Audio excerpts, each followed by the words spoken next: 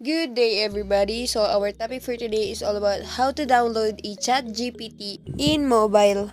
OpenAI chat doesn't have an official chat GPT app. So what we're gonna do? Here as you can see, you don't have to go to the App Store or Play Store. Just click the Chrome and type OpenAI. And you're gonna see, just scroll a little bit and you're gonna see the open AI. You're gonna click it and you will proceed in this home page. So here, just scroll down and then find the chat GPT and then you're gonna click it, and then after clicking it, click the try chat GPT. Here as you can see, I already logged in my Gmail account, so just log in your Gmail account or sign up, and then after proceeding in this home page, you're gonna click the three dots in the right side.